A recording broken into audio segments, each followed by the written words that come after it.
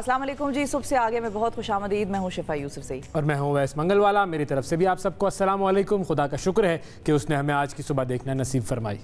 आज के प्रोग्राम का आगाज़ करते हैं, आपकी इंग्लिश वोकैबुलरी बढ़ाते हैं। अच्छा, आज हम इंग्लिश के ट्यूटर बन जाते हैं। सही है। इंग्लिश की जो ज़ाहिर है अंग्रेज़ी हमारी कौमी ज़बान तो है नहीं, ना मादरी ज़बान है, हमारी ऑफिशियल ज़बान तो है, लेकिन अंग्रेज़ी के बहुत सारे मज़ेदार लफ्ज़। अभी जैसे मैं कुछ दिन पहले पढ़ रहा था कि जो उर्दू का जो लफ्ज़ है जुगाड़ को डिक्शनरी में शामिल कर दिया गया है। डिक्शनरी में जुगाड़ को ही शामिल कर दिया गया है। क्या बात है। तो ऐसा भी होता है कि बड़े हमारे ऐसे अल्फाज होते हैं कि जो कि हम बहुत आम तौर पर यूज़ कर रहे होते हैं, मगर उनका चूंकि अंग्रेज़ी मुतबादिल नहीं होता या उस वर्ड की लफ्ज़ की अपनी इतनी खूबसूरती होती है और उसका मतलब किसी और लफ्ज़ में जाने में खो जाता है। तो वो गोरे क्या करेंगे? I am doing jugaad. Yes this is a very good jugaad that I am doing and this will solve my problem. क्या बात है, मजेदार। और जुगाड़ जो है हम सब जानते हैं कि वो ऐसा हल करने का तरीका होता है जो अनकन्वेंशनल होता है और जरा जो है साइड रूट लेके गुजरता है। शॉर्टकट भी हो सकता है, वैसे कभी कभी इलीगल भी होता है, लेकिन ये कि इस तरह से मसला हल हो जाता है। तो वो एक जुगाड़ का लफ्ज़ है। तो मैं खैर जिस लफ्ज़ की तरफ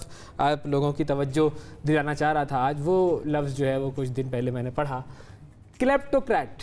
अच्छा, क्लेप्टोक्रेट क्या होता है, कुछ पता है आपको?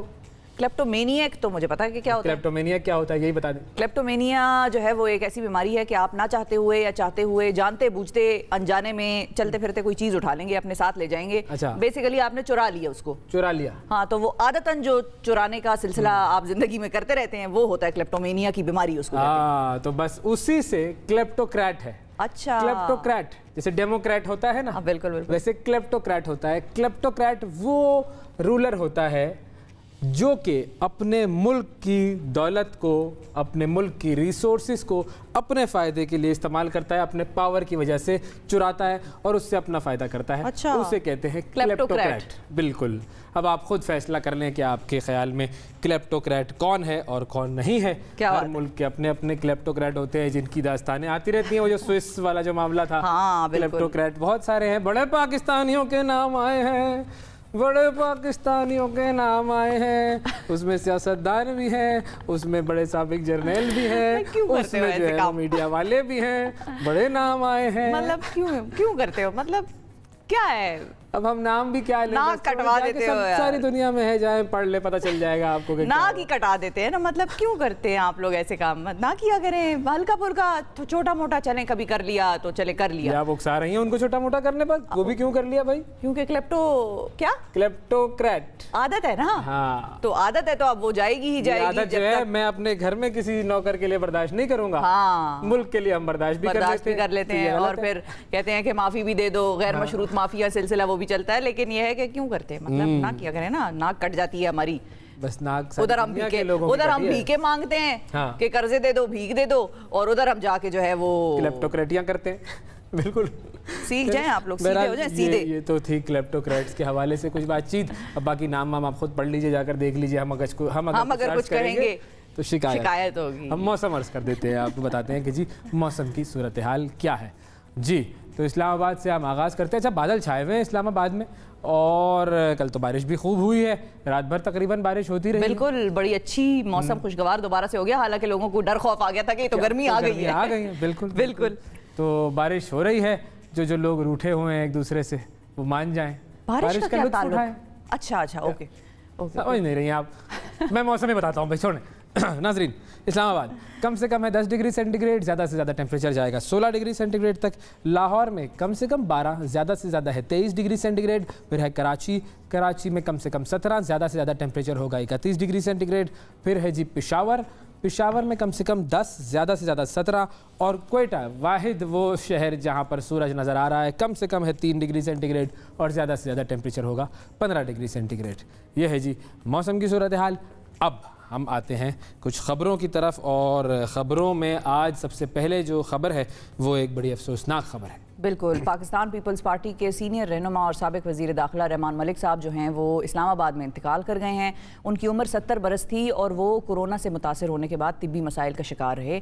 रहमान मलिक साहब पाकिस्तान की तारीख में सबसे तवील अरसे तक 2008 से लेकर 2013 तक वज़ीर दाखिला के मनसब पर फाइज रहे। और बड़ा ये ऐसा क्रूशल टाइम था जिसमें बार बार उनको अपने ओहदे का इस्तेमाल करके कभी इससे मुलाकात, कभी उससे मुलाकात, कभी इससे नेगोशिएशन कभी उससे नेगोशिएशन। और एक सक्सेसफुल नेगोशिएटर के तौर पे मैं तो देखती हूँ वैसे उनको। हाँ, मतलब वो डील कराते थे, बात मनवा लेते थे। क्या लेते थे क्या देते थे ये अलग बात है, वो क्या होता था वो हमें नहीं पता, लेकिन डील हो जाती थी। जाहिर है हर डील में कुछ ना कुछ गिव एंड टेक होता है, लेकिन ये है कि बड़ा ही क्रूशल टाइम भी था उस वक्त 2008 और 2013 के दरमियान पाकिस्तान ने भी जो है वो एक मुश्किल मरहला देखा। जब 2008 के इंतखाबात हुए तो उन्हें वज़ीर आज़म का मुशीर बराए दाखिला तैनात किया गया था, बाद में वो सेनेटर मुंतखब हुए थे और फिर वो वज़ीर दाखिला बन गए थे और मीडिया में रहने का वो बड़ा फ़न जानते थे और अपने दौरे हुकूमत में दिन में मुतअद्दिद मरतबा वो मीडिया से मुखातिब होते थे। और रहमान मलिक जो थे उनका शुमार बेनज़ीर भुट्टो के बाएतमाद साथियों में होता था। मुल्क की दो बड़ी सियासी जमातों पीपल्स पार्टी और मुस्लिम लीग नून के दरमियान जो मीसाके जमहूरियत था वो भी, उसमें भी इनका बड़ा अहम किरदार था। बिल्कुल। सेनेटर रहमान मलिक 12 दिसंबर 1951 को पैदा हुए और उनका ताल्लुक पंजाब के ज़िला सियालकोट से था।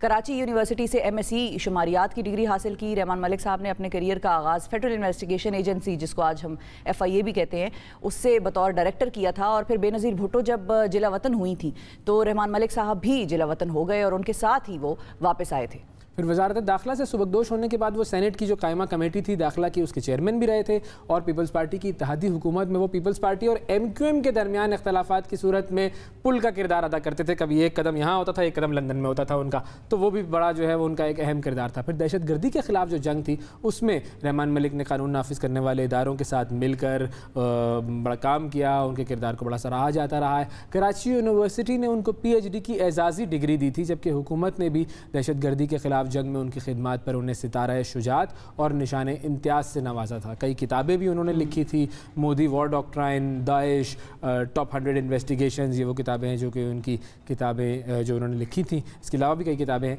रहमान मलिक साहब ने सोगवारों में बेवा और 2 बेटे छोड़े हैं। तो रहमान मलिक साहब जो हैं वो पाकिस्तानी सियासत का एक अहम बाब था जो कि आज बंद हो गया। अल्लाह ताला उनको गरीब की रहमत करे और उनके जो घर वाले हैं उनको सब्र जमील अता फरमाए। कश्मीर का रुख करते हैं अब। कश्मीर जो है वहाँ पर आज वहाँ पर भी बड़ा अहम दिन है, बहुत अहम दिन है। मकबूजा कश्मीर का ज़िला कुपवाड़ा है, उसके इलाके हैं कनन और पोशपुरा। वहाँ पर 31 बरस कबल भारतीय फ़ौजियों के हाथों इज्तिमाई बेहुरमती का निशाना बनने वाली ख़वातीन की जो चीखें हैं वो आज तक खामोश नहीं हुई हैं, बल्कि इस सहने से मुतासरा ख़वातीन के लिए आज भी, यानी वो जो 23 फरवरी 1991 का दिन था वो किसी डरावने ख्वाब से कम नहीं है। 23 फरवरी 1991 को रात के वक्त भारतीय फ़ौज की जो राजपुताना राइफ़ल थी उसके एहलकारों ने ज़िला कुपवाड़ा के 2 गांव कनन और पोशपुरा को तलाशी के बहाने मुहासरा किया, घरों से मर्दों को बाहर निकाला और दर्जनों ख़वातीन की बेहुरमती की और उन्हें जिनसी ज़्यादती का और तशद्दुद का निशाना बनाया। अब इस वाक़े को ज़ाहिर है वक्त तो बहुत गुजर गया है, लेकिन ऐसे वाक़यात वो हैं जो कि भूले नहीं जाते, क्योंकि ये इंसानियत सोज़ वाक़यात होते हैं और ये बताते हैं कि कैसे उन्होंने जुल्म किया और वो जो ख़वातीन थी वो जुल्म के ख़िलाफ़ आज भी लड़ रही हैं, आज भी जिद्दोजहद कर रही हैं। और इसी जिद्दोजहद की बदौलत मकबूजा कश्मीर में आज के दिन को यौम मज़ाहिमत के नाम से याद किया जाता है। तो उनकी मज़ाहिमत को सलाम है, जो वहाँ पर तहरीक चल रही है उनको सलाम है। और ये जो मोदी सरकार है वो चाहे जितनी भी कोशिशें कर ले, वो ये जान ले कि जो कश्मीरी हैं उनका मुक़द्दर आज़ादी है, जुल्म सहना उन्होंने सीखा नहीं है। बिल्कुल, और वो लड़ते रहेंगे हमेशा और अल्लाह ताला उनके लिए भी आसानियाँ पैदा करे और उनकी मुश्किलें आसान करे। ये सारे वाक़यात नाजरीन आज भी वहाँ पर हो रहे हैं, लेकिन फ़र्क सिर्फ इतना है कि उस वक्त लोगों को पता चल गया बाद में। आज जो हो रहा है वहाँ पर, क्योंकि ज़ाहिर है ना ही मीडिया जा नहीं सकता, इंटरनेट है नहीं, तो वो चीज़ें ख़बरें हम तक पहुँचती नहीं हैं, लेकिन वहाँ पर यकीन जानिए कि आज भी हो रहा है ये सिलसिला। तो अल्लाह ताला उनकी मुश्किलों में आसानियाँ पैदा करे। आपको लेकर चलते हैं, वापस लेकर आते हैं बल्कि इस्लामाबाद की तरफ। मास्टर अयूब साहब का नाम आपने ज़रूर सुना होगा। मास्टर अयूब से हमने भी मुलाकात कराई थी आपकी, हम भी उनके स्कूल गए थे। वो एक ओपन एयर स्कूल था, पार्क में वो बिठाकर बच्चों को तालीम देते थे। अब वफाकी दारुल हुकूमत में रिहाइश पजीर पाकिस्तान सिविल सेक्रेटेरिएट में रेस्क्यू सेल के इंचार्ज का काम करने वाले जो मास्टर अयूब हैं, उनको अपनी मदद आपके तहत खुले मैदान में नादार बच्चों को तालीम देते हुए 37 साल हो गए हैं और ये मिशन उनका अभी भी जारी और सारी है। उन्होंने एक बच्चे को मुफ्त तालीम देने से इस काम का आगाज़ किया था और अब उनके हज़ारों शागिर्द हैं, उनमें से बहुत सारे जो हैं उन्होंने मैट्रिक कर लिया है, कॉलेज तक पहुंच गए हैं, बड़े बड़े सीनियर लेवल ऑफ एजुकेशन तक उनका जो है वो रसाई हो गई है मुमकिन। अच्छा, उन्हें तमगा हुस्न कारकर्दगी समेत कौमी और बैनुल अक़वामी एजाज़ात से नवाजा जा चुका है और बरतानवी मलिका जो हैं क्वीन एलिज़ाबेथ, उन्होंने भी उन्हें एजाज़ से नवाजा है अपने इस खिदमत तालीम की जो वो कर रहे हैं उसके लिए। अब इस्लामाबाद में हुआ क्या? अब हुआ ये कि 14 ममालिक के जो सफ़ीर हैं उनकी बेगमात की एक तंजीम होती है जिसको कहते हैं head of missions spouses group.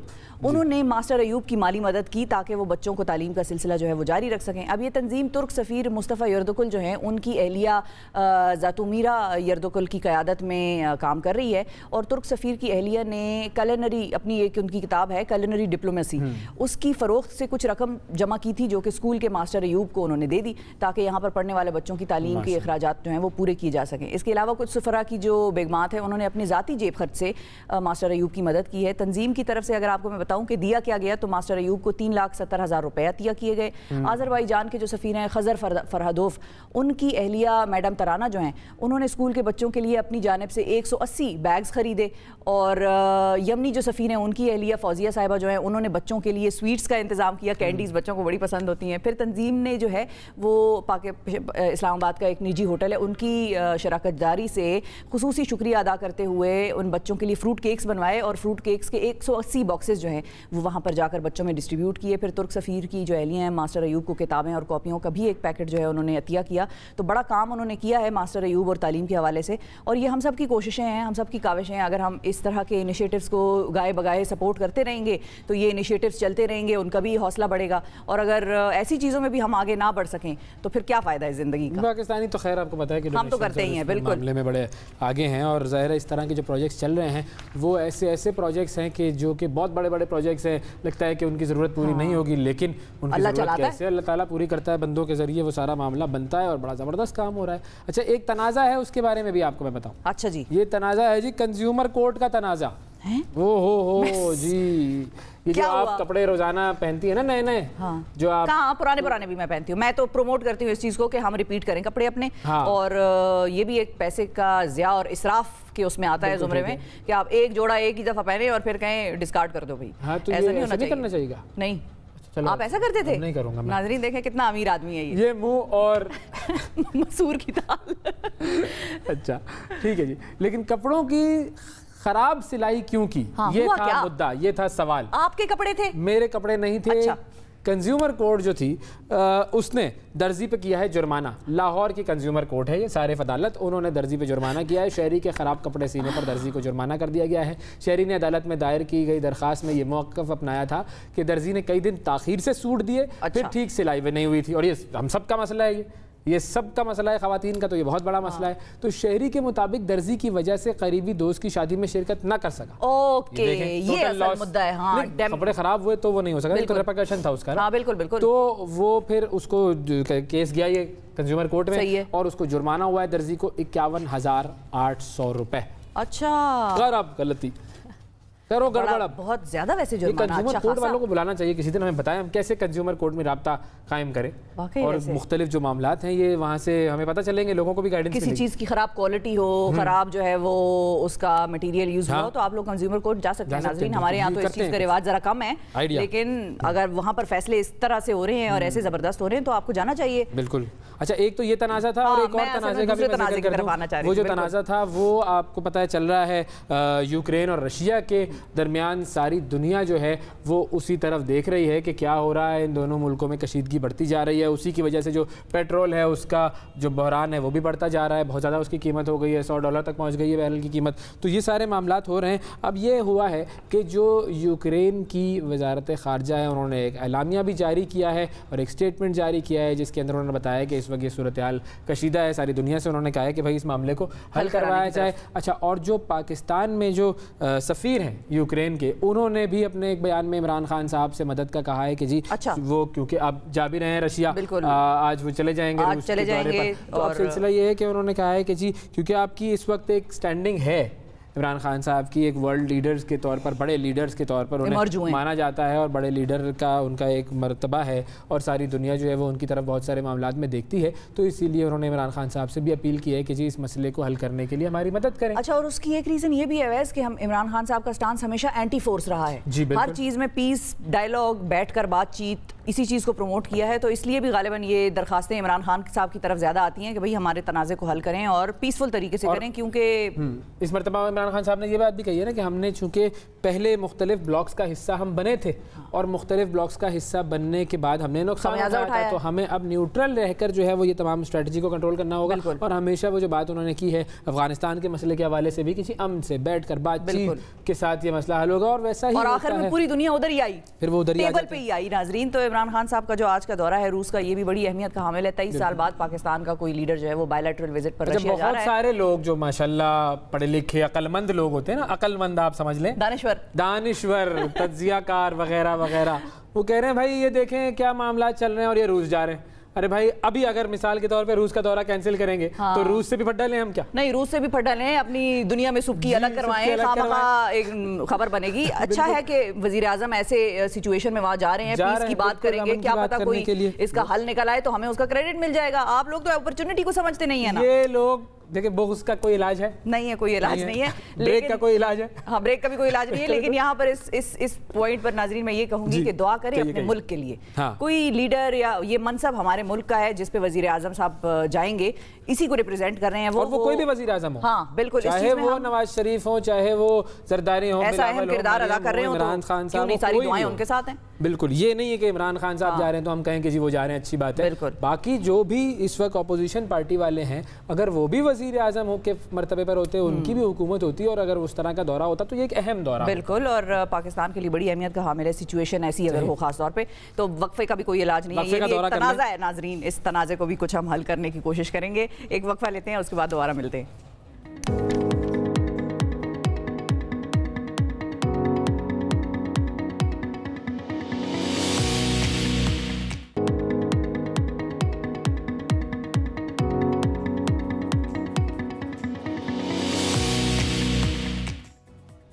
Welcome back. सबसे आगे मैं एक मरतबा फिर खुशामदीद। अच्छा, हम ज़िंदगी में बहुत सारे ऐसे लोगों से मिलते हैं कि जो कि हम देखते हैं कि हमारे कद से ऊपर होते हैं, उनका कद लंबा होता है, लेकिन अगर एक ख़ास जो एक हाइट है उससे आपका कद ऊपर चला जाए तो आपके लिए मुश्किलात हो जाती हैं। सही है। और बहुत सारी मुश्किलात जो हैं वो इन साहब ने भी, हाँ मिसाल असद उमर साहब, उनकी एक वीडियो आई थी, आपने देखा था बिल्कुल, कि वो कहते हैं मुझे लेग स्पेस वाली सीट चाहिए और मुझे प्रॉब्लम होती है, मैं बैठ नहीं सकता। बिल्कुल। अब ये हक नवाज साहब हैं, इनका कद भी बहुत ज़्यादा है और हमारे नुमाइंदे हैं ज़ीशान रज़ा, वो उनसे बात कर रहे हैं। ज़रा जानते हैं कि भाई हक नवाज साहब को क्या मसाइल का सामना करना पड़ता है। जी सर, ज़ीशान साहब बताइए।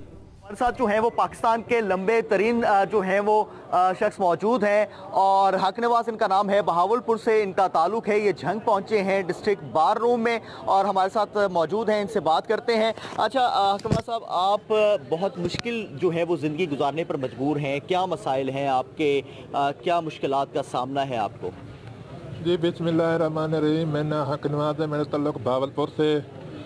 कद मेरा इस वक्त तकरीबन 8 फुट है, 32 साल की उम्र है। जिमें जिमें कद बढ़ता पे काफ़ी मसाइल होते हैं बड़े कद के, क्योंकि कपड़े ज़्यादा लगते हैं, छोटे स्पेशल बनवाने पड़ते हैं, गाड़ी वाले आसानी से नहीं बैठाते, रिक्शे वाले मुँह मांगे पैसे लेते, काफ़ी मसाइल होते हैं बड़े कद के, फ़ायदे बहुत कम होते हैं।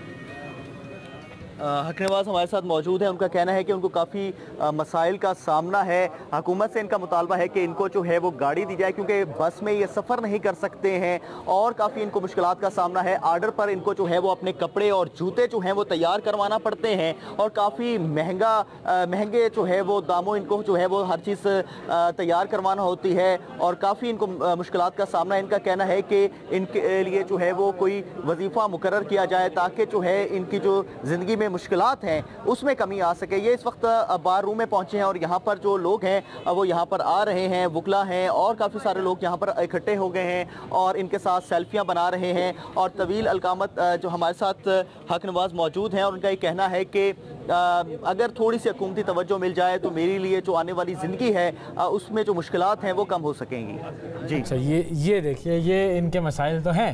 8 फुट जो है इनकी हाइट है। अब ये तो थे जी हक नवाज साहब। हाँ। पाकिस्तान में और भी बहुत सारे ऐसे लोग गुजरे हैं कि जो कि जिनका कद बड़ा लंबा रहा है। आलम चन्ना साहब का वो तो सब जानते हैं, बिल्कुल। फिर उसके बाद नसीर सोमरो साहब थे, उनकी भी प्रॉब्लम्स थी। बिल्कुल। फिर उसके अलावा थे जी जिया रशीद साहब, वो भी बड़ा लंबा कद था उनका, यंगस्टर बिल्कुल। फिर यार मोहम्मद साहब, मोहम्मद एजाज साहब, ये वो लोग हैं जो कि पाकिस्तान की, जिसमें यूँ कह लें कि पाकिस्तान में जो हाइट वाले लोग हैं उनकी तारीख लिखी जाए तो इन तमाम लोगों का नाम आएगा। लेकिन चूंकि ये स्पेशल लोग होते हैं तो इनकी स्पेशल नीड्स होती हैं। मैं ये सोच रही थी कि मिसाल के तौर पे किसी को कोई स्पेशल नीड रिक्वायर्ड है या कोई ऐसी उसकी प्रॉब्लम है कि जिसकी वजह से वो औरों से मुख्तलिफ है और उसकी नीड्स भी ज़ाहिर मुख्तलिफ हो गई। अब हम कैसे कैसे मतलब मैं ये सोचती हूँ कि हमारे दिल में कौन सी ऐसी चीज़ होती है कि जो हम उसकी उस प्रॉब्लम को एक्सप्लॉइट करना शुरू कर दें। मिसाल के तौर पे जिस तरह इन्होंने बताया कि मैं जब रिक्शे में बैठता हूँ तो वो मुंह मांगी कीमत मांगता है। मतलब रिक्शे वाले ने कोई रिक्शे को चौड़ा करना है, कोई लंबी बॉडी लगानी है उसके ऊपर, नुकसान होना है, मतलब हाँ, एक बंदे ने आके बैठना है, वो आपको उतना ही किराया देगा जितना आप बाकियों से लेते हैं। लेकिन मतलब वो दिल में कौन सी ऐसी चीज होती है एक इंसान के, जिसको अशरफ अल मखलूकात कहते हैं, कि भाई आप अगले की मसले को, प्रॉब्लम को, इशू को एक्सप्लॉइट करके उसके साथ खेलना शुरू कर दें अपने मफाद के लिए। इसको कहते हैं हिरस। आसान सा एक लफ्ज़ है उर्दू ज़ुबान का, जैसे हमने पढ़ा क्लेप्टोक्रेट, तो वैसे आप हरीस भी पढ़ लें। कुछ खौफ खुदा भी एक इंसान के दिल में होता है कि भाई क्लेप्टोक्रेट में जो नहीं होता, हम इल्जाम किस पर लगाते हैं? क्लेप्टोक्रेट्स पर, सियासतदान, कि वो लोग रूलर्स, पॉलिटिशियन, ब्यूरोक्रेट्स, ये सब लूटते हैं। हाँ। तो हम भी अपनी अपनी जात में जो है वो छोटे-छोटे लूटमार कर रहे हैं हम। बिल्कुल। तो ये जैसी कौम होती है वैसा ही हुक्मरान आता है, और अल्लाह ने कह दिया, हम क्या कहें इससे आगे। बिल्कुल। और मेरा ये मानना है कि अगर किसी कौम पे अगर कोई अच्छा लीडर आया हो या उसको एज ए तोहफा दिया गया हो, तो इसमें कौम का बड़ा अमल दखल होता है, क्योंकि कौम उसको डेमोक्रेसी या उसके जरिए लेकर आती है। तो अल्लाह ताला, मुझे ऐसी एक फीलिंग है मेरे दिल में कि अल्लाह ताला जरूर शायद उस कौम से थोड़ा बहुत खुश होता होगा या कोई ऐसी चीज उसको चांस दे रहा होगा कि चलो एक मर्तबा फिर सुधर जाओ, जैसे बनी इस्राइल को कितने चांस दिए। बिल्कुल, तो मौके चांस मिलते हैं बहुत मर्तबा, और उसके मौके खत्म भी नहीं होते। बिल्कुल, उसके मौके खत्म नहीं होते, लेकिन यह है कि हम उन मौकों का फायदा नहीं उठाते। जब वो हमसे राजी होता है तो हम उसको मजीद राजी करने की कोशिश नहीं करते, और थोड़ा खौफ खुदा पैदा करें। लोगों की तकलीफ हो, कोई उसकी बीमारी हो, कोई उसकी ऐसी कंडीशन हो, इतना सोचें, सिर्फ हाँ, इतना सिर्फ सोचें कि अगर ये आपका बच्चा हो या ये आप खुद हों और आपके साथ ये कोई सिलसिला इस किस्म का मामला करे तो आप पे क्या गुजरेगी। बस ये सिर्फ अपने आप को उस जगह पे रख के सोचें, फिर देखें कि आप मामला ठीक होते हैं या नहीं होते। एक और वक्फा लेते हैं, वक्फे के बाद दोबारा हाजिर होते हैं, तो फिर मजीद सेगमेंट्स के साथ आपके सामने होंगे।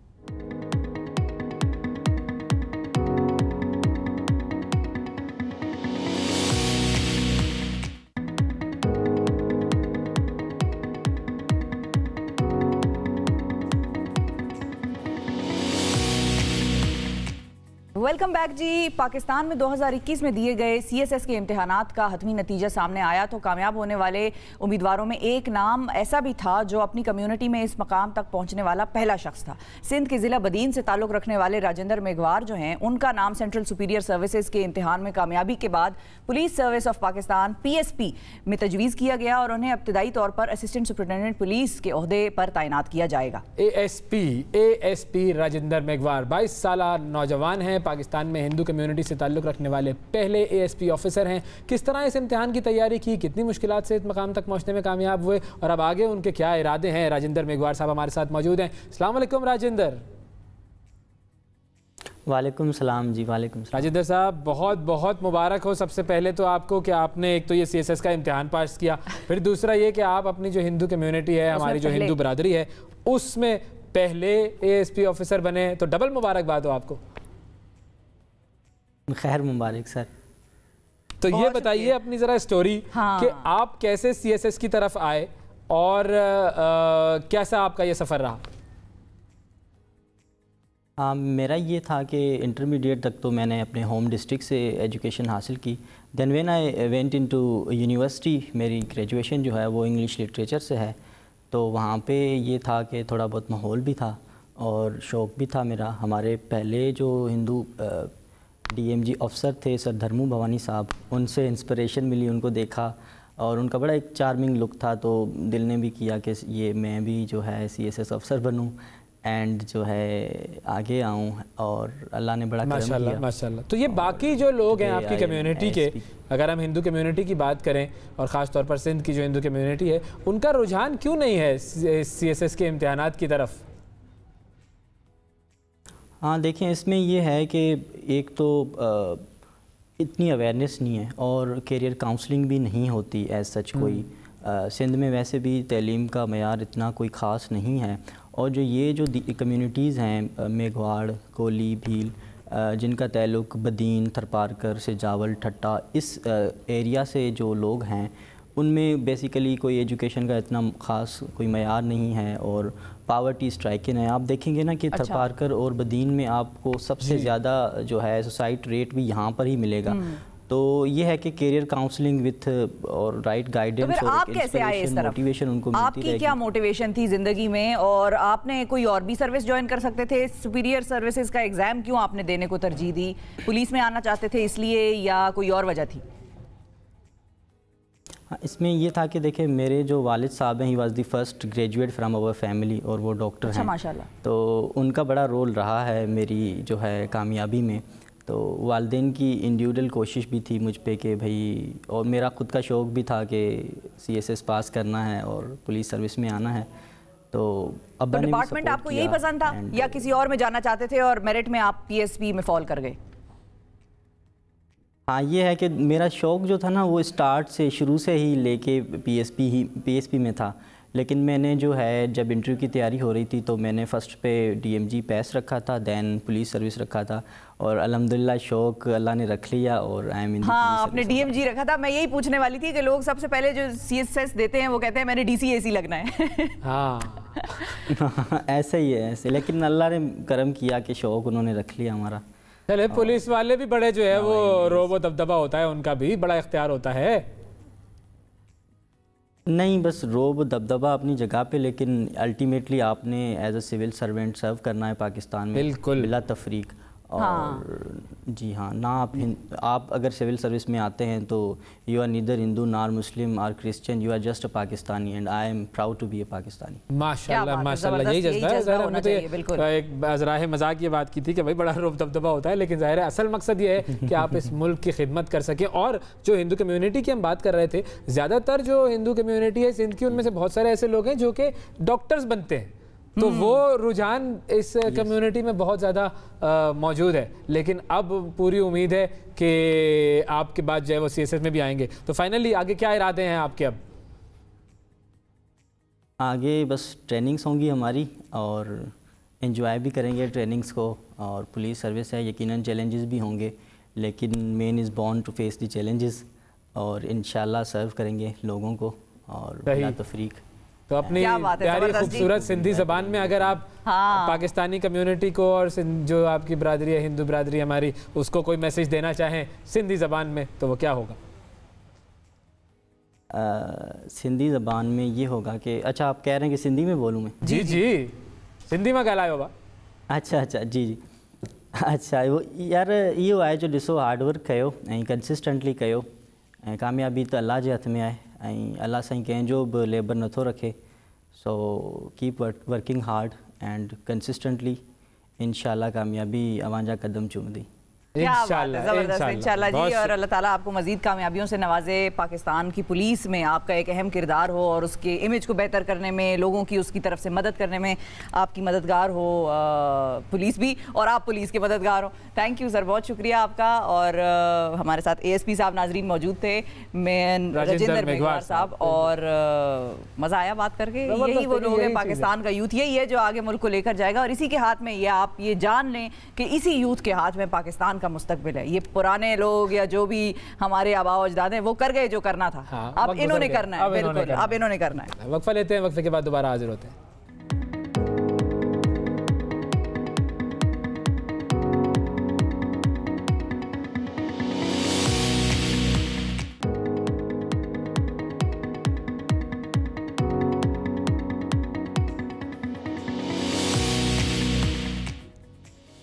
वेलकम बैक जी। सबसे आगे में एक मरतबा फिर खुशामदीद। रुक जाइए, कराची की जो हालात है इस वक्त उस पर ज़रा तबसरा कर लूँ मैं, फिर उसके बाद इस पर बात करते हैं। कराची इन दिनों जराइम पेशा अफराद और स्ट्रीट क्रिमिनल्स की आमाजगाह बना हुआ है, गढ़ बना हुआ है। कुछ नंबर्स हैं, कुछ स्टैटिस्टिक्स हैं, कुछ स्लाइड्स हैं जो आपके सामने हम पेश करते हैं। अगर हम 2022 के पहले 1.5 माह में बात करें डकैती और लूटमार के दौरान आम शहरी और पुलिस एहलकारों की हलाकत की, तो पुलिस एहलकारों समेत 12 अफराद जान से जा चुके हैं, जबकि 58 अफराद ज़ख्मी हुए हैं। इसके अलावा अगर हम बात करें मोटरसाइकिलों से महरूम किए जाने की, तो 145 शहरी मोटरसाइकिलों से महरूम किए जा चुके हैं। 6087 मोटरसाइकिल और 296 गाड़ियां चोरी हो चुकी हैं। इसके अलावा 845 मोबाइल फ़ोन्स, 672 मोटरसाइकिलें और 20 गाड़ियां इस 1.5 महीने में छीनी जा चुकी हैं। ये हो क्या रहा है कराची में, और कराची क्यों कंट्रोल नहीं हो पा रहा है, इस हवाले से हम बात करेंगे। सैयद आरफीन साहब हमारे साथ मौजूद हैं, जो कि ब्यूरो चीफ है कराची के। अस्सलाम वालेकुम। वालेकुम सलाम। बहुत शुक्रिया सैयद साहब, आपने वक्त निकाला। ये बताइए कि कराची में क्या सिचुएशन डेवलप कर गई है और इंतज़ामिया कहाँ है, रोल क्या है उसका? ये जो इस वक्त कराची की सिचुएशन है, ये कोई अनहोनी बात नहीं है। मुस्तकिल ये सूरत हाल है, लेकिन कुछ वाक़यात ऐसे होते हैं जिससे सूरत हाल जो है वो एक नया रुख इख्तियार कर लेती है। यही सूरत हाल, यही इस वक्त जो कुछ है वो कराची के अंदर चल रहा है। स्ट्रीट क्राइम अगर मैं बात करूँ तो मुसलसल कराची के अंदर बढ़ता रहा है।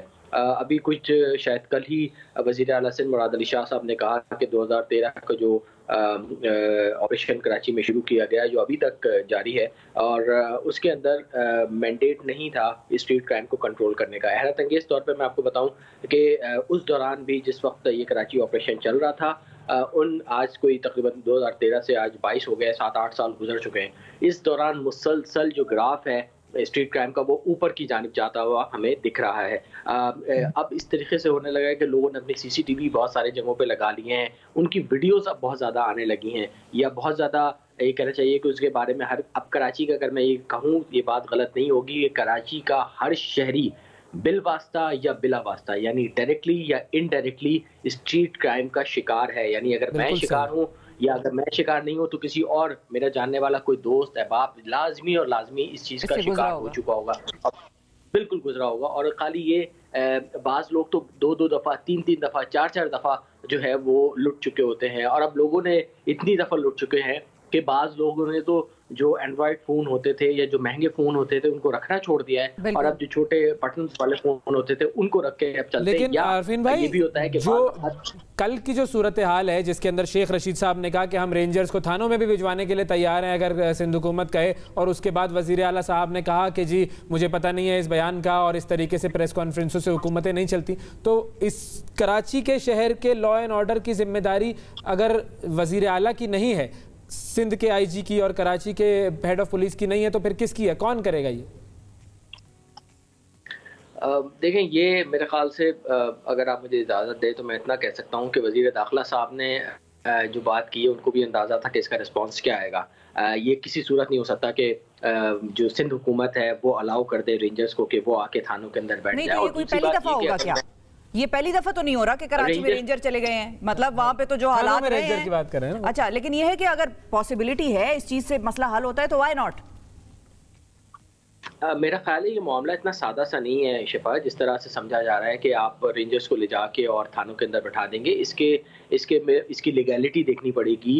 रेंजर्स के पास ये पावर्स नहीं है कि वो जाए और जाके थानों के अंदर बैठे और FIR दर्ज करे और लोगों के रिमांड ले और लोगों को इंटेरोगेट करे। ये पावर्स इस वक्त मजिस्ट्रियल पावर्स रेंजर्स के पास मौजूद नहीं है। इसीलिए उनको जो भी बंदा पकड़ते हैं, जो भी मुलजिम पकड़ते हैं, उसको 24 घंटे के अंदर उन्हें पुलिस के हवाले करना होता है, जो कोर्ट के अंदर भी पेश करती है उसको। तो ये इतना आसान सा सादा सा मामला नहीं है। दूसरी एक अहम बात मैं आपको ये भी बता दूं कि इस वक्त रेंजर्स की तादाद इतनी नहीं है कि उनको थानों के अंदर भी बैठाया जाए, उनके से पेट्रोलिंग भी कराई जाए, उनसे दूसरी ड्यूटियाँ भी कराई जाए। तो शायद ये मैंने आपसे कहा कि वज़ीर आला जो वज़ीर दाखिला है उनको भी अंदाज़ा था कि वज़ीर आला सिंध की जानिब से या सिंध हुकूमत की जानिब से इस हवाले से क्या रद्द-ए-अमल आएगा। और देखा कि हमने उन्होंने कहा कि ये प्रेस कॉन्फ्रेंसेस में बात नहीं होती, और मेरा नहीं ख्याल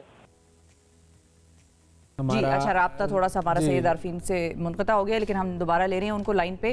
सॉल्व तो करना है ना, मसला तो सॉल्व करना है। अब हर जगह अगर किसी चीज़ के लिए ऑर्डिनेंस आ जाती है, किसी चीज़ के लिए कानून रातों रात तब्दील हो जाता है, तो फिर जहाँ पर सिटीजन्स की सिक्योरिटी सेफ्टी का मामला है, जाने जा रही हैं, लोग हलाक हो रहे हैं, तो उनके लिए भी फिर इसी तरह की ऑर्डिनेंस आनी चाहिए। और हमेशा हमने ये चीज़ वैसे देखी है कि वफाकी हुकूमत जब एक चीज़ कहती है कि भाई हम आपके साथ इस चीज़ पर बैठ जाते हैं, आप हमें बताएं, आप मशवरा दें, मशवरा कहीं से नहीं आता। तनकीद और एक जो वो तनकीदी जुमलों का तबादला है वो शुरू हो जाता है। तनकीद ही करेंगी, काम तो खैर क्या होना है, काम तो कराची वालों के साथ हो रहा है ना, जो वो कर रहे हैं, सफ़र कर रहे हैं। फिर अच्छा, अब वज़ीर आला सिंध मुराद अली शाह साहब हैं, उन्होंने स्ट्रीट क्राइम्स को कंट्रोल करने के लिए टारगेटेड ऑपरेशन शुरू करने का कहा है कि हम टारगेटेड ऑपरेशन शुरू करेंगे। 15 दिन का उन्होंने जो है वो वक्त दिया है पुलिस को। अब ये 15 दिन जितना मेरा तजर्बा है, जितनी मेरी जिंदगी है, वो 15 दिन यूं 15 मिनट में गुजर जाते हैं और मामलात वैसे ही रहते हैं। Given the population of Karachi, जी, given the number of police ahlkar that we have in Karachi and given the time frame 15 दिन।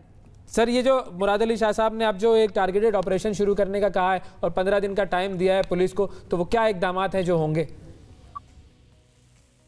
देखिए, ज़्यादा क्या होगा कि प्रोफाइलिंग की जा रही है इस वक्त कि कौन कौन से क्रिमिनल्स हैं, किन किन इलाकों के अंदर मौजूद हैं। मुख्तलिफ इंटेलिजेंस एजेंसीज भी अपना इस हवाले से अपनी फीडबैक दे रही हैं। उनकी जो एक लिस्ट कंपाइल की हुई है वो भी शेयरिंग हो रही है। रेंजर्स भी साथ में काम कर रही है और पुलिस भी साथ में काम कर रही है। लेकिन मैं आपको एक अहम बात बताऊँ, ये तमाम मामलात, ये तमाम टारगेटेड ऑपरेशन, ये तमाम इक़दामात शॉर्ट टर्म सोच का हिस्सा है। हमें लॉन्ग टर्म कराची के हवाले से सोचना होगा कि ये टारगेटेड ऑपरेशन करेंगे, आप 10 लोगों को पकड़ेंगे, 25 लोगों को, 100 लोगों को, 200 लोगों को पकड़ेंगे। लेकिन कराची के एक जो अहम बात की जाती है कि मुआशी मसाइल हैं, कुछ चीज़ें ऐसी हैं जो कि शायद कंट्रोल में नहीं है हुकूमतों के करने के, कि गुर्बत को फौरी तौर पे कम किया जा सके, नहीं हो सकती। लेकिन मिसाल के तौर पे कि सेफ सिटी प्रोजेक्ट को लॉन्च किया जा सकता है, जो बहुत अरसे से जो है वो इल्तिमा का शिकार है। इसके अलावा कराची में समेत हर जगह पे जो क्राइम होता है वो मोटरसाइकिल के जरिए हो जाता है। ये भी एक तजवीज़ बहुत अरसे से ज़ेर गौर है कि कराची के अंदर जो मोटरसाइकिल्स हैं उनके अंदर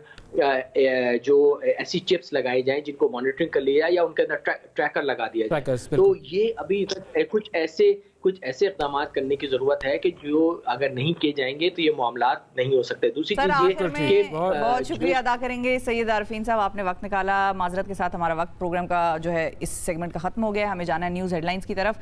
लेकिन आखिर में होना यह है नाजरीन कि इस मुल्क के हर शहरी के अंदर लगना है ट्रैकर, और तभी वो सीधा होगा, वरना इनको कंट्रोल करना किसी के बस की बात नहीं है। ये सिर्फ रेंजर और आर्मी कर सकती है, पुलिस के बस की तो कम से कम बात नहीं है। तो ये मेरा एक मैसेज है, छोटा सा साइंसी टोटका है। आप ट्रैकर लगाएं इनमें और फिर आप देखें कि कैसे काबू में आते हैं, नहीं आते। एक वक्फा लेते हैं, वक्फे के बाद दोबारा मिलते हैं आपसे।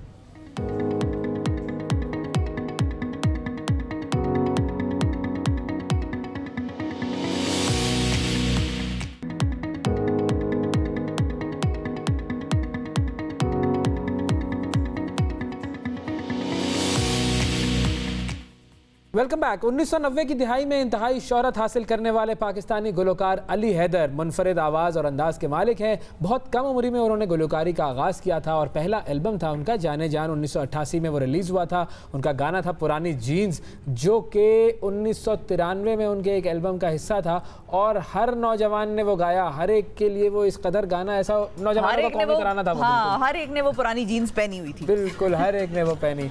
और उसके बाद अली हैदर साहब हैं वो म्यूज़िक से दूर हो गए, अमेरिका चले गए। फिर उसके बाद अब उनका एक और सिंगल रिलीज़ हो रहा है जिसके अंदर उन्होंने एक नया कॉम्बिनेशन म्यूज़िक का बनाया है। तो आज हमारी खुशकिस्मती है कि अली हैदर साहब ने हमें ज्वाइन किया है। अस्सलाम वालेकुम अली हैदर साहब। वालेकुम अस्सलाम मेरे भाई, क्या हाल चाल है आपके? खैरियत से हैं? बिल्कुल ठीक ठाक, हम खैरियत से हैं। सबसे पहले तो ये बताएं, ये उलुलुलु रूरुरु क्या है ये? आपने तो इसका कोई और ही शिफा, कोई जबरदस्त वर्जन निकाल दी है। वैसे ये है लरल्लन लाला लूलू। अच्छा। और कुछ लोग इसको लाला लूलू भी बोल रहे हैं, तो अगर आपके लिए ये आसान है तो आप इसको शॉर्ट फॉर्म में लाला लूलू कह सकते हैं। लेकिन ये है नया एल्बम और सिंगल है बेसिकली। ये काफी अरसे के बाद मैंने एक नया जॉनरा जो है पॉप के साथ मिक्स किया है, पॉप एंड रैप कह सकते हैं, और बहुत रीसेंट है, लोगों को अच्छा लग रहा है, उसके लिए बहुत बहुत शुक्रिया। ओके, ललल्ला लाला लूलू, ललल्ला लाला लूलू, ये है क्या? इसकी जरा तशरीह तो बयान करें ना। ओवैस, आप, मुझे लग रहा है बहुत जबरदस्त आपने प्रैक्टिस की हुई है इसकी। बिल्कुल सही बोला है आप। बिल्कुल, ललल्ला लाला लूलू। तो ये पहली दफा में मैंने इसलिए बोल दिया, मतलब मैंने इसकी कोई प्रैक्टिस नहीं की हुई थी, ये आपको मैं बता दूं। जबरदस्त है जी। फिर तो अगर आपकी जुबान पे चढ़ गया तो फिर औरों पे भी चढ़ ही जाएगा मेरा ख्याल। अच्छा, गाने की कामयाबी वैसे यही होती है कि वो जबान पर चढ़ जाए। और आपके जितने भी गाने हमने सुने 90s में, हम स्कूल में थे, 93 में वो आपका ये वाला गाना भी रिलीज हुआ था, पुरानी जीन्स और गिटार, तो वो सारे गाने हमारी ज़बान पर भी है, यादों पर भी मौजूद हैं। फिर आप बाहर चले गए, फिर आपने गाना ख़त्म कर दिया था, सूफियाना कलाम की तरफ आप आ गए थे। तो अब वो जो वापसी का सफ़र है आपका, उसके बारे में बताइए हमें प्लीज़। देखिए, आर्टिस्ट जो है वो हमेशा एक सफर में तो रहता है, जैसे आम इंसान भी एक हमारा ये एक जर्नी ही होती है ना। तो आपने बिल्कुल सही कहा कि मेरा जो करियर है वो बेसिकली पॉप से शुरू हुआ और उसमें मुख्तलिफ रंग जो है वो कुदरत वक्त के साथ साथ और थोड़ी बहुत रियासत के साथ साथ उसमें देती रही है। इसमें गीत भी थे, उसमें फोक भी है, उसमें सूफियाना कलाम भी है। इसके अलावा मैंने हमदुनात जो है रिलीजियस कलाम, वो भी खुदा का बहुत करम है कि वो भी मैं पढ़ता हूँ और लोग सुनते हैं। तो ये सफ़र जो है तकरीबन 33 इयर्स का हो चुका है, 33-34 साल आप समझ लें। अच्छा। अभी मैंने लाला लूलू ये कैसे किया है, ये इंसान जो है वो कभी कभी फनी मूड में भी होता है, कोई अच्छी एक उसकी कॉमेडी साइड भी होती है हर इंसान की। तो मुझे ऐसा लगता है कि काफी दिन से जो है मैंने कोई पॉप नंबर नहीं किया था जिसमें थोड़ा बहुत कोई एक मैसेज भी हो। तो वक्त के साथ साथ आपको मालूम चलेगा कि जो हर इंसान एक ख्वाहिश करता है कि रातों रात उसकी लॉटरी लग जाए, तो उस चक्कर में वो बहुत बड़े बड़े ख्वाब देख लेता है। कुछ के पूरे भी हो जाते हैं, जो बहुत लकी भी होते हैं, लेकिन ज्यादातर जो है वो उन्होंने अपनी एक ख्वाबों की दुनिया बनाई हुई होती है।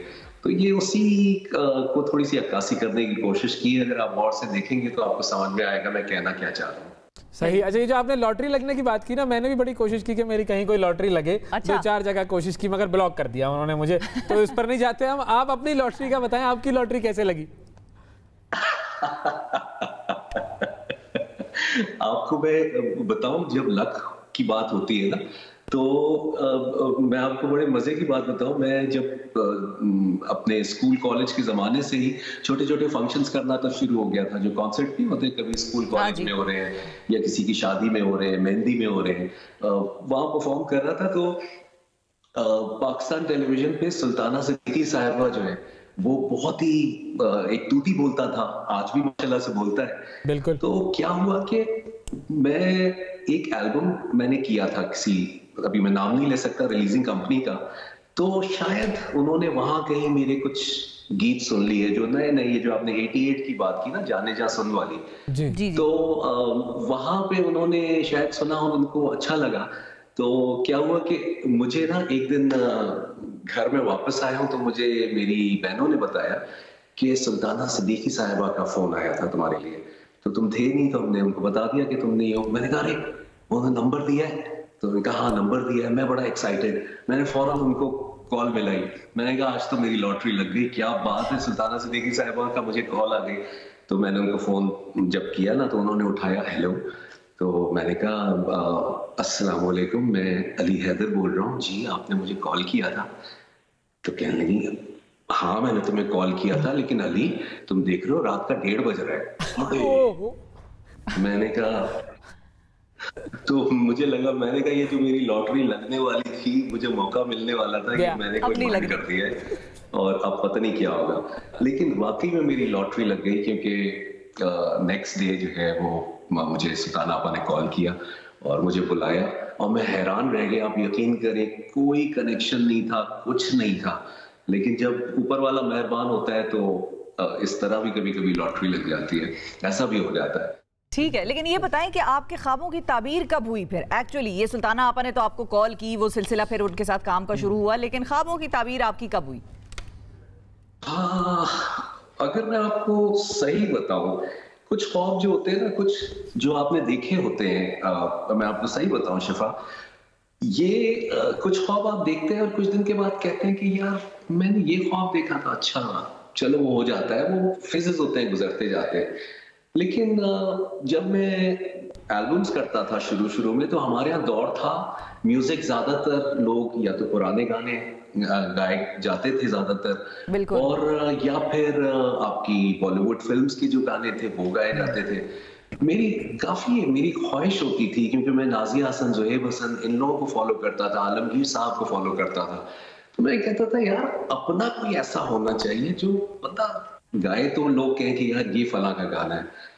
और वो मुझे पुरानी जीन्स की सूरत में आप समझे कि शायद कुदरत ने मेरे लिए वो लिखा हुआ था। वो मेरी कॉम्पोजिशन नहीं है, मेरे लिरिक्स नहीं है, सिर्फ वो मेरे लिए, मेरा ख्याल है कि लिखा गया था। जॉन मॉल की वो कॉम्पोजिशन है और मैंने उसे गाया है। आप यकीन करें कि आज भी, ये जो भी आपने कहा कि मैं बीच में काफी अरसे गायब हो गया, लेकिन मुझे बहुत जल्दी इस पुरानी जीन्स के थ्रू जो कुछ मुझे देखने को मिला तो, और आज तक मिल रहा है, तो मैं समझता हूँ कि वो एक्सपीरियंस जो था मेरा पुरानी जीन्स का, मेरी अपनी जिंदगी की बहुत अक्कासी करता है। तो कुछ चीजें कुदरत आपके साथ जोड़ती है, यही मेरे लिए मुझे लगता है कि बहुत हैरानी की बात है। आज तक मैं हैरान हूँ कि ये गाना इतना लोगों के दिलों को इसने छू लिया कि मेरी पहचान बन गई। बिल्कुल, ये जो आपकी पहचान बनी थी, ये पहचान पाकिस्तान में भी बनी थी और पाकिस्तान से बाहर भी कई जगहों पर ये पहचान बनी। भारत में भी ये गाना इस्तेमाल हुआ, आपने भी गाया था, उसकी रीमेक भी हुई थी। और मुझे याद है जब ये आया था 1993 में, वो संदेशा आपकी उस एल्बम का नाम था, सुपर हिट था वो। जी बिल्कुल, और उसके बाद भी मैंने बहुत सारे एल्बम्स किए हैं, जिसमें उससे पहले बल्कि करार एक मेरा मेजर हिट हो गया था। इसके अलावा मैंने सयोनी मेरा माही रीडू किया था, जालिम नजरों से मेरा गाना, तेरा नाम लिया तो याद आई कहानी, बहुत सारे किए। बट फॉर सम रीजन इसे आप अच्छा कह लें या आप इसे बुरा कह लें एक आर्टिस्ट के लिए, कि ये गाना मेरे साथ ऐसा लेबल हुआ कि कहीं भी मैं जाता हूं तो कहते ओए पुरानी जीन्स जा रहा है, पुरानी जीन्स। तो मुझे थोड़ी सी उसमें खुशी भी होती है, फख्र भी होता है, लेकिन साथ साथ में कभी मेरे जो और बहुत से खूबसूरत सॉन्ग्स हैं, अगर वो इस चक्कर में लोग भूल रहे हैं तो मुझे अच्छा नहीं लगता। बिल्कुल सही। अच्छा ये बताएं कि आपका अपने गानों में फेवरेट गाना कौन सा था? मेरा तो जालिम नजरों से तुम ना मुझको देखो मर जाऊंगा था, और इसका पश्तो में भी रीमेक हुआ है। और पश्तो में भी वो बड़ा मकबूल हुआ है, पश्तूनों में वो था मड़बा में के। तो आपका फेवरेट गाना अपने गानों में कौन सा है? मुझे तो वैसे करार बहुत पसंद था। वैसे आप बताएं, अपना बताएं। अगर मुझसे पूछे तो मुझे अपना एक गाना है, बल्कि मैंने एक टेलीफिल्म की थी, बल्कि वो हम टीवी पे ही वो टेलीफिल्म आई थी, उसका टाइटल था जाने दो। अच्छा। और बहुत ही डिफरेंट गाना था वो, क्योंकि अनवर मकसूद साहब की वो शायरी थी और थोड़ी सी कॉम्पोजिशन भी उसकी थोड़ी अलग थी। तो मुझे वो जाने दो मुझे बहुत अच्छा लगता है। अपनी कॉम्पोजिशंस में उसमें जरा मुझे लगता है कि थोड़ी मैच्योरिटी है। सही। अच्छा, अब ये जो रैप और पॉप का कॉम्बिनेशन आपने बनाया लल्ला लूलू लूरू में, तो ये जो है इसके बारे में बताएं, क्योंकि रैप एक अलग जॉनरा है, पॉप एक अलग जॉनरा है, तो आपने इन दोनों को मिक्स कैसे किया? देखिए, मेरा बहुत बिलीफ, और बल्कि वक्त के साथ साथ ओवैस आप यकीन करें, कहानी बहुत लंबी हो जाएगी, आपका छोटा सेगमेंट होता है, तो मैं थोड़ा सा शॉर्ट करके आपको बता देता हूँ कि ये कैसे ये आमद हुई है अचानक एक सीरियस टाइप के गाने करते करते। यहाँ अमेरिका में एक ड्राइव टाइम शो करता था जो बड़ा पॉपुलर था, 3 घंटे का हम शो करते थे, और उसमें मेरे साथ मेरी टीम भी थी, हम 2-3 लोग थे। तो हम लोग बहुत उसके अंदर लोगों को कोशिश करते थे कि ड्राइव लोगों को थोड़ी सी मस्ती का एनर्जी दे उनको। तो हमें बहुत सारी कॉल्स आती थी उसमें। तो क्या हुआ कि एक दिन किसी साहिबा की कॉल आई और हम लोग बहुत शोर शराबे में लगे होते थे, एकदम उठाया तो हम लोगों ने कहा जी आप कौन बोल रही हैं? तो कुछ ऐसे ही नाम था, फसाहत के सबाहत लूलू, कुछ इस तरह करके उन्होंने बोला, तो हम लोग की हंसी छूट गई। अच्छा। और हमें समझ में नहीं आया कि ये क्या बोल रही है। तो हमने कहा आप बताएंगे कि आपने कुछ नाम अभी बताया है? कह रहे कि आप लाला लूलू कह ले चलेगा।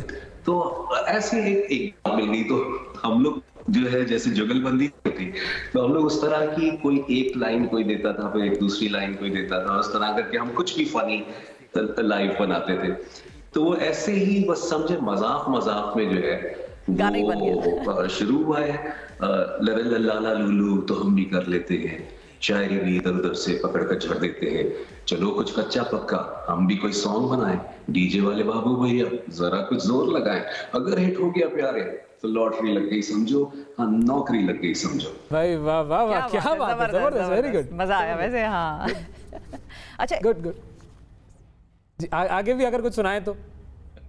उस वक्त तो कर लिया, एक हाई एनर्जी एक मूड में थे कि मजा आ रहा है, शो बड़ा अच्छा हो रहा है। अब सोचा कि इसके आगे इसको कहाँ लेके जाएं, मतलब सारा तो कॉमेडी नहीं हो सकता। तो फिर इसमें एक फनकार की कहानी है जिसमें वो कहता है कि चला था मैं तो अकेला, जेब में नहीं था थैला, जाली गानों का मेरा सदर में था एक ठेला, नुमाइंदा न्यूज मिला तो कुछ ऐसी बात करेंगे, लहक लहक के हम तो कोई ऐसी वॉक करेंगे, डिजाइनर कपड़े बाबा हमारे नखरे बाबा, अली हैदर के जैसा लगाएंगे ऊंचा पौवा, धूम कुछ ऐसी मचेगी ढोल की ऐसी बजेगी, सभी झूमेंगे जिस पर सभी गाएंगे फरफर, फरारी गाड़ी होगी तो पब्लिक वारी होगी, बड़े फंक्शन में हमारी बड़ी फिर पौड़ी होगी। तो इस तरह गाने को कंप्लीट कर लिया हमने। वाह वाह वाह, क्या बात। अच्छा, इसमें आपने सदर का भी जिक्र किया है और मैं वहीं पे रहता था, वो जो आपके अंदर कराचियत जो है ना वो अभी है, बाकी है, निकली नहीं है वो कराचियत आपके अंदर से।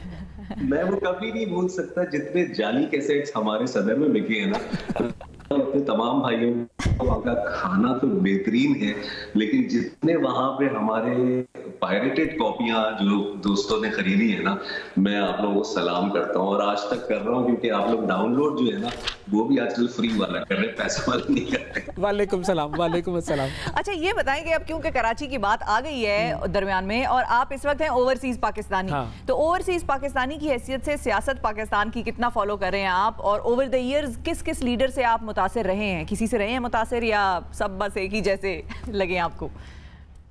देखिए जी, जहाँ तक हमारी पॉलिटिक्स की बात है वो हम बिल्कुल फॉलो करते हैं। हो ही नहीं सकता कि आप यहाँ बैठे हुए और आप वतन के साथ ना जुड़े हुए हो। मैं तो यहाँ पर भी जो है वो जहाँ मुझे मौका मिलता है अपनी वतन की नुमाइंदगी करने का, कहीं परफॉर्म करने का, कहीं ऐसी किसी जगह पे जहाँ मेरे जाने से मेरे वतन की कोई तकरीब में कोई अच्छा इजाफा हो सकता है, तो मैं कोशिश करता हूँ वहाँ जाऊँ। और कभी कभी तकलीफ भी मुझे शिफा होती है बहुत सारी चीज़ों को इस तरह देखने में कि अपने सामने जो है, क्योंकि हम उस दौर में, अभी आपने 80s का जिक्र किया है ना, तो हमारे वही स्कूलिंग और college and then later 90s university और वो सब, मैंने जो है वो सारे सियासतदान जितने भी हैं ना मैंने सब देखे हैं।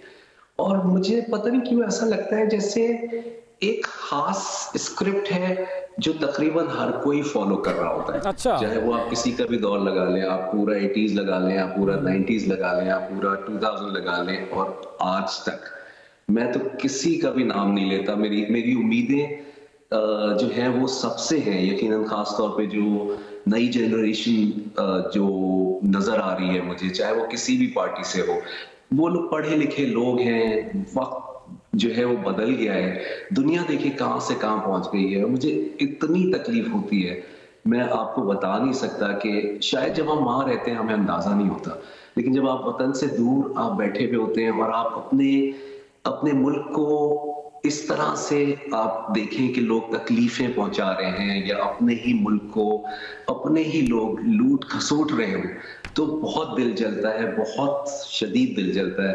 और मैं अफसोस के साथ ये बात कहूंगा कि जितने भी लोग टिल टुडे आए हैं वो सब एक ड्रामेबाजी में एक दूसरे को नोचने खसोटने में ज्यादा लगे हुए हैं।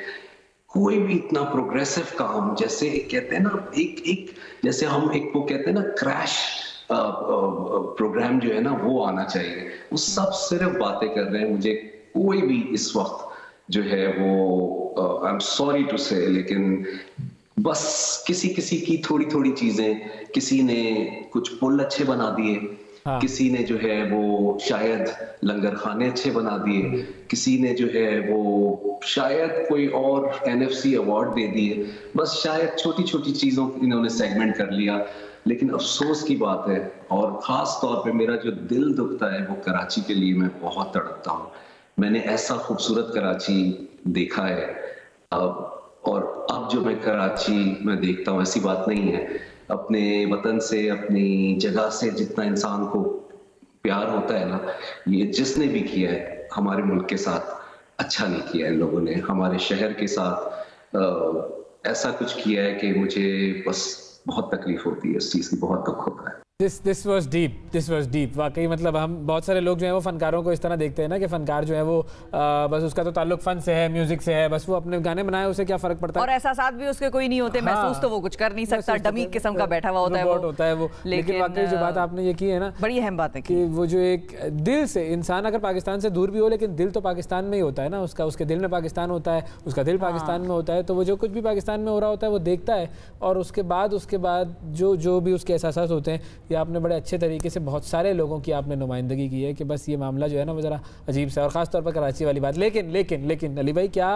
नाजरीन को ये जो हमने एक थोड़ा सा लो टोन में जो बात की, उसके बाद हम क्या खुशी की खबर सुना दें लोगों को कि ईद के आसपास जो है वो आप पाकिस्तान आ रहे हैं? हाँ जी, बिल्कुल बिल्कुल। ये तो मेरी एक दुख भरी, आपने रग पे हाथ रख दिया तो मैंने बोल दिया। आई एम रियली सॉरी अगर किसी की कोई फीलिंग्स हर्ट हुई हो, लेकिन on a lighter note, on a positive note, मैं जरूर आपको ये कहना चाहूंगा कि उम्मीद जो है वो उसका दामन ना कभी छोड़ा था, ना छोड़ा है, ना कभी छोड़ा जाएगा। और हम हमेशा जो है वो कोशिश करेंगे अपने म्यूजिक के थ्रू, अपनी बातों के थ्रू या किसी भी तरह हमें मौका मिले, जैसे अभी मुझे मौका मिल रहा है, मैं ईद के आसपास जो है वो इंशाल्लाह पाकिस्तान आ रहा हूँ। काफी अरसे के बाद चक्कर लग रहा है, तो काफी ज्यादा लाला लूलू होने वाला है, आप फिक्र नहीं करें। काफी ज्यादा लाला लूलू होने वाला है, लेकिन उस लाला लूलू का डेमो थोड़ा सा हम आज अपने शो में ही लोगों को दे देते हैं। पहले तो आप मेरा फेवरेट गाना जरा थोड़ा सा गुनगुना दें, सुना दें, जालिम नजरों से, तो कमाल हो जाएगा। उसके बाद फिर हम ओवैस की तरफ चले जाएंगे। सही है, चलें ठीक है, जालिम नजरों से। अच्छा जी, मैं बिल्कुल आपको सुना देता हूँ। आपकी फरमाइश है जालिम नजरों से। जालिम नजरों से तुम ना मुझको देखो, मर जाऊंगा, तो जाने जाना मर जाऊंगा। जालिम नजरों से तुम ना मुझको देखो, मर जाऊंगा, तो जाने जाना मर जाऊंगा। वाह वाह, क्या बात है, क्या बात है। आप पहुंच जाते हैं उस जमाने में जब आपने ये गाना सुना। अच्छा, अब मैं जरा अपनी भी फरमाइश कर लूँ कुछ। और आपका एक बड़ा जबरदस्त सूफियाना कलाम था जिसमें दिल बदलने की बात थी, तो अगर वो हो जाए। अच्छा जी, जरूर जरूर जरूर।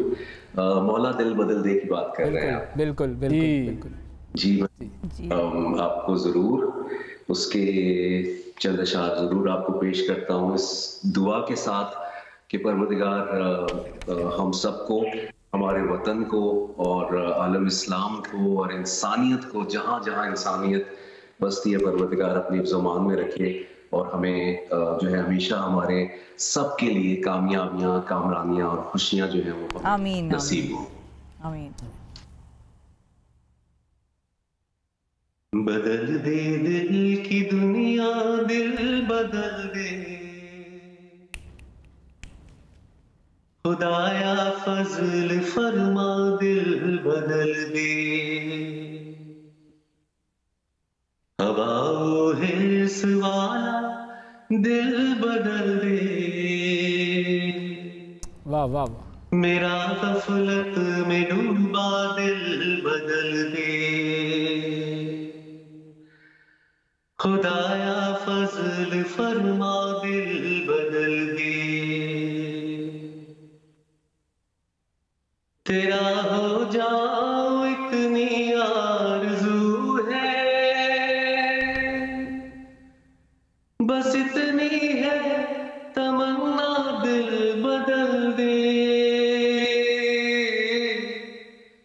तेरा हो जाओ इतनी आरज़ू है, बस इतनी है तमन्ना, दिल बदल दे। पड़ा हूँ तेरे दर पर दिल शिकस्ता, रहूं क्यों दिल शिकस्ता, दिल बदल दे। खुदाया फजल फरमा, दिल बदल दे। बदल दे दिल की दुनिया, दिल बदल खुदाया फजल फरमा दिल बदल दे। वाह वाह वाह वाह, क्या बात है, क्या बात है, वाकई बहुत ही एक अलग बस समा बांध दिया आपने अली भाई। बहुत बहुत शुक्रिया अदा करेंगे, आपने वक्त दिया हमें और हमारे प्रोग्राम की आपने इज्जत बढ़ाई, और बहुत सारे लोगों ने जिन्होंने भी ये सेगमेंट देखा होगा वो सब खुश हुए होंगे और अपने माजी में चले गए होंगे, अपने जवानी में लड़कपन में चले गए होंगे। और तो वो चला ही गया था अपनी आपको तो काफी अरसा हो गया वैसे, जवानी से नौजवानी में चला गया था काफी मैं। आपका तो जाना बनता भी था, आपके लिए था ये सेगमेंट। लेकिन नाजरीन यही माहौल यही समा हम अपने स्टूडियो में भी इंशाल्लाह बांधेंगे जब अली भाई जो हैं वो पाकिस्तान आए, और अगर इस्लामाबाद आए तो फिर वो सारा माहौल आपको यहाँ पर स्टूडियो में नजर आएगा। बहुत शुक्रिया अदा करेंगे अली भाई, आपका वक्त दिया आपने। नाजरीन वक्फा लेते हैं, वक्फे के बाद दोबारा हाजिर होंगे। स्टे विद अस।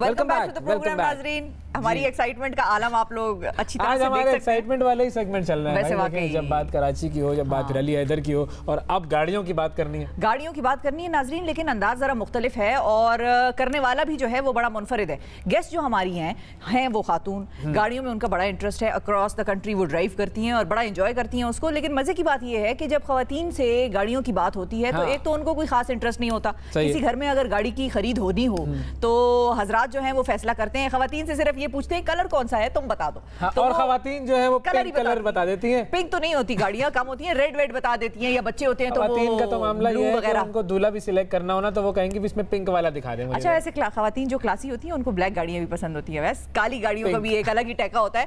लेकिन बात करने की ये है कि खवातीन की इन्वॉल्वमेंट गाड़ियों के लेन देन के हवाले से या गाड़ी के इस्तेमाल के हवाले से बस इधर ही तक होती है कि गाड़ी अच्छी हो, जरा बड़ी हो, डिसेंट हो, कलर अच्छा हो और दैट्स इट। अच्छा, और अगर गाड़ी कोई चला रही है खातून तो आपको अक्सर ये जुमले सुनने को मिलते होंगे, अरे खवातीन को कहाँ आती है गाड़ी चलाना।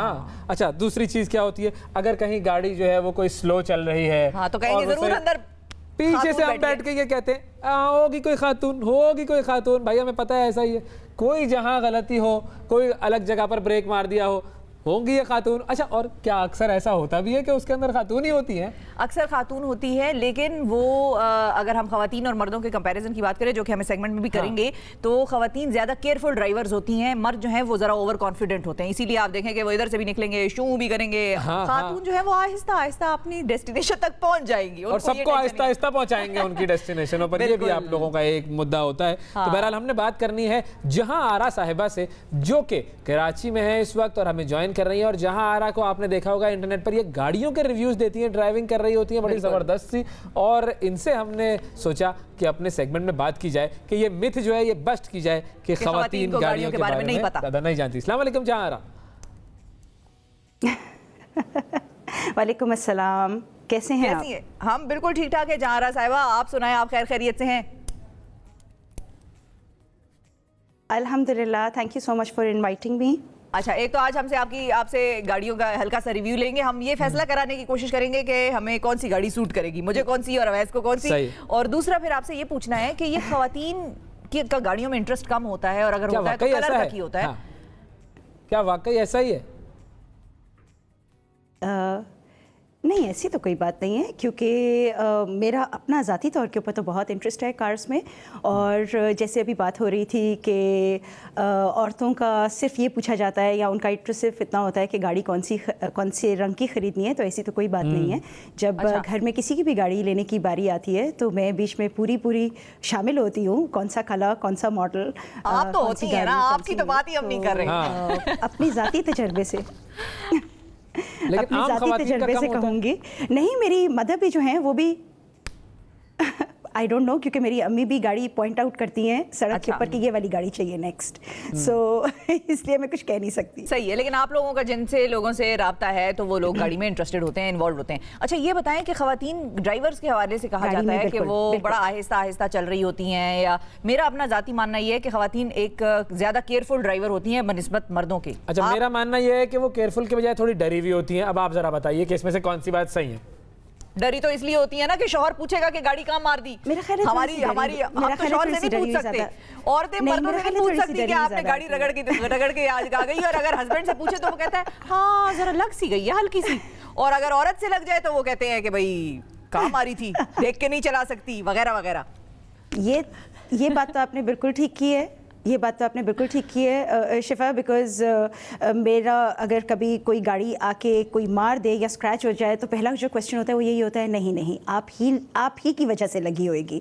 तो ये तो इतने साल ड्राइव करने के बावजूद, क्रॉस कंट्री ड्राइव करने के बावजूद और एक एक्सपीरियंस ड्राइवर होने के बावजूद जो पहला जो मेरे ऊपर जुमला कसा जाता है घर में या बाहर भी या ऑफिस में भी, वो कहीं होता है आप ही से गाड़ी लगी होएगी, किसी और ने आके आपकी गाड़ी को नहीं मारा होगा। तो ये तो एक नॉर्मल स्टीरियोटाइप है और जिसके अंदर मैं भी पूरी शामिल हूँ। जैसे कि अभी आप कह रहे थे इंट्रो में, तो मैं भी अक्सर किसी ड्राइवर के पीछे फंसी हूँ तो मैं कहती हूँ ये ज़रूर कोई खातून है जो ड्राइव कर रही है, नॉट थिंकिंग कि मैं भी खातून हूँ, लेकिन मैं भी अक्सर ये कहती हूँ कि ये ज़रूर कोई खातून ड्राइव कर रही है। सही। अच्छा ये बताएं, ये रिव्यूज़ का सिलसिला शुरू कैसे हुआ, गाड़ियों के रिव्यूज़ का? ये रिव्यूज़ का सिलसिला जो है वो रेवो से स्टार्ट हुआ, बिकॉज़ रेवो जो है वो ट्रक है और अक्सर स्पेशली कराची में उसको बिल्कुल एक आदमियों की गाड़ी या आदमियों की राइड जो है वो कंसिडर किया जाता है। अच्छा। और मैं काफ़ी सालों से पहले वीगो चलाती रही और फिर उसके बाद रेवो चलाती रही और मुझे उसमें बहुत ज़्यादा जो है वो इंटरेस्ट भी है, उसको क्रॉस कंट्री भी लेके जाती रही हूँ। तो ये सिलसिला जो है रेवो से स्टार्ट हुआ बिकॉज मुझे ऐसे फील होता था। जी बिल्कुल पसंद है और वहाँ से बेसिकली सिलसिला स्टार्ट हुआ है, क्योंकि जब मैं ड्राइव भी करती हूँ तो लोग जो है वो मुड़ के देखते हैं या ऐसे मुझे फील होता है कि वो एक्सपेक्ट नहीं करते कि शायद एक औरत ड्राइव कर रही है। अच्छा। डाला लाइक यू सेड, एक्सपेक्ट नहीं करते कि डाला ड्राइव कर रही है। अपने इन रिव्यूज़ को इंटरनेट पर, सोशल मीडिया पर डालने का फिर ख्याल कैसे आया, क्योंकि ये भी एक बिल्कुल अलग डोमेन है, और उसका क्या रिस्पॉन्स रहा फिर? एक्चुअली सोशल मीडिया के ऊपर तो मैं पिछले 4 साल से बहुत ज़्यादा एक्टिव हूँ, क्योंकि मुझे रीडिंग का बहुत ज़्यादा शौक़ है और मैं बहुत सालों से काम में, जब फैमिली में काम के साथ बहुत ज़्यादा मसरूफ़ थी और ज़्यादा सीरियस रीडिंग नहीं कर सकती थी, तो ये होता था कि ब्लॉग्स पढ़ लिए। लेकिन ब्लॉग्स जो पढ़ने के काबिल लगते थे वो सारे यूरोपियन या अमेरिकन पर्सपेक्टिव से आ रहे थे, और मुझे ऐसे लगता था कि साउथ एशियन पर्सपेक्टिव स्पेशली अपने पाकिस्तानी, अगर हम बात करें सिंगल पेरेंटिंग की, जैसे I am a single parenting की बात करें, फैमिली इश्यूज़ की बात करें, रेजिंग योर चिल्ड्रन की बात करें, फूड की बात करें, कुछ भी अगर हम कोई भी बात करते हैं तो मुझे ऐसे लगता था कि जैसे रेलेवेंट पाकिस्तानी पर्सपेक्टिव जो है वो नहीं मौजूद है। अच्छा। तो इसलिए मैंने खुद भी लिखना शुरू किया। तो जब मैंने लिखना शुरू किया तो वहाँ से फिर मेरे डिजिटल मीडिया जो प्लेटफॉर्म है उसका आगाज़ हुआ। फिर उसके बाद then I went into fashion, I went into car reviews, food, सब चीजें जो है वो, और पेरेंटिंग में भी आप बड़ी बात करती हैं। जो मेरा ये भी आपका एक है दूसरा पर्सनालिटी का एस्पेक्ट। जी बिल्कुल। अच्छा, हमारे साथ एक कॉलर भी है, उनसे भी हम बात करते हैं, फिर आपकी तरफ आते हैं। एज के ऊपर बात करती हूँ, एज, इस पर भी हम आपसे बात करेंगे, लेकिन हम पहले अपने कॉलर से बात करें। अस्सलाम वालेकुम जी।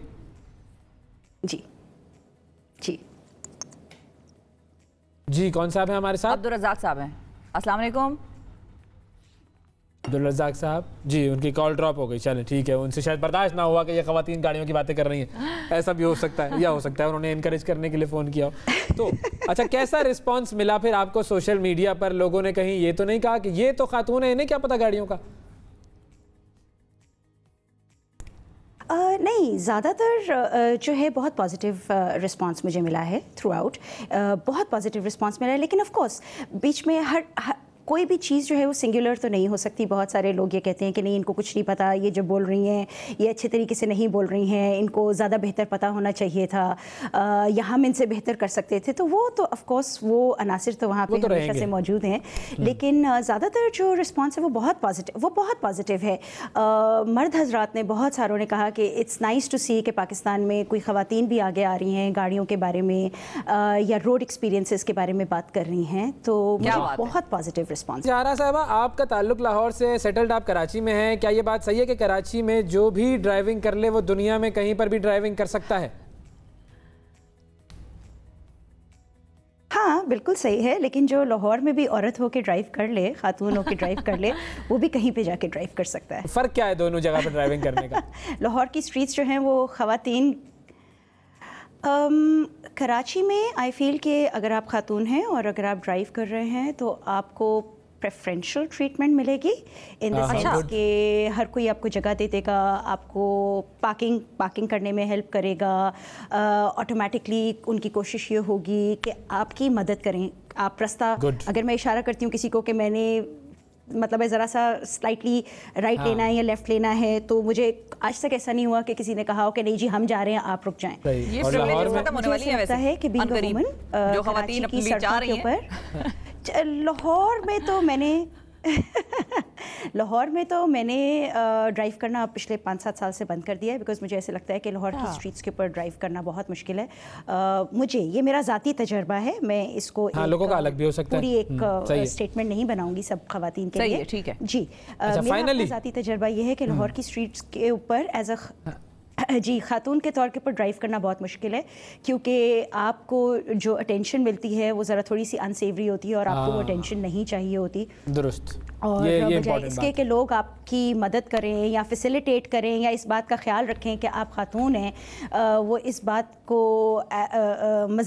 मज़ाहिया तरीके से लेते हैं कि आप खातून हैं और आपके लिए सड़क के ऊपर जो है वो मुश्किलें क्रिएट करते हैं। ये मेरा ज़ाती तजुर्बा है लाहौर। बिल्कुल सही है। आप जरा ये बताएं कि कोई गाड़ी खरीदनी हो, क्या क्या चीज़ें उस गाड़ी में देखनी चाहिए? और एक सवाल का तो ये भी जवाब दे दे कि 1200 सीसी गाड़ी 58 लाख की हो तो वो वर्थ इट है या ना ले? नहीं, जब आप गाड़ी लेने के लिए जाएं तो सबसे पहले तो आप ये देखें कि आपका बजट क्या है, क्योंकि वाकई पाकिस्तान में इस वक्त गाड़ियां जो हैं वो बहुत एक्सपेंसिव हैं। फिर उनके टैक्सेस, फिर उनकी रजिस्ट्रेशंस, गाड़ियां बहुत बहुत बहुत ज़्यादा एक्सपेंसिव हैं। तो सबसे पहले तो हमें अपना बजट देखना है। बजट देखने के बाद हमने ये देखना है कि हमारी रोड ड्यूटी क्या है। क्या हमने इसको सिर्फ अपने शहर में चलाना है, शहर में हमने किस विसिनिटी के अंदर चलाना है, और हमने इसको कहाँ कहाँ बाहर, मतलब है अगर हमने शहर से बाहर चलाना है या शहर के अंदर भी कौन से ऐसे इलाके हैं जहाँ पर हमने इस गाड़ी को चलाना है। फिर हमें ये देखना है कि हमें ब्रांड न्यू गाड़ी लेनी है या हमें स्लाइटली यूज्ड या मच यूज्ड गाड़ी जो है वो लेनी है। तो बहुत सारे एलिमेंट्स हैं जिसके अंदर सबसे पहले अपना लाइफस्टाइल, अपना बजट और अपनी ज़रूरियात को हमें सामने रखना है। बिकॉज दिल तो ऑफकोर्स यही करता है कि जो सबसे खूबसूरत नज़र आ रही है वो ले लें, लेकिन जैसे कि अभी आपने मेंशन किया कि प्राइसेस जो हैं वो वाकई जी। बस फिर हम एक काम करते हैं ना जहारा साहिबा, एक काम करते हैं भाई, एक आइडिया आ गया। उसका इंजन छोटा है, कैपेसिटी 1200 सीसी है, 60 लाख की, तो ये तो नहीं ना जस्टिफाइड हुई, लेकिन ये है कि सबकी आइडिया आ गया। हम कराची जाएंगे और जहां आरा साहिबा के साथ जो है वो गाड़ी खरीदने के टिप्स पर एक सेगमेंट करेंगे, गाड़ी खरीदवाएं वो हमें, ये हम करेंगे। जहां आरा साहिबा, बहुत शुक्रिया आपका, वक्त दिया आपने। आज के प्रोग्राम में इतना ही, अगले प्रोग्राम तक के लिए हमें इजाज़त दीजिए, फिर मुलाकात करेंगे। अल्लाह हाफिज़।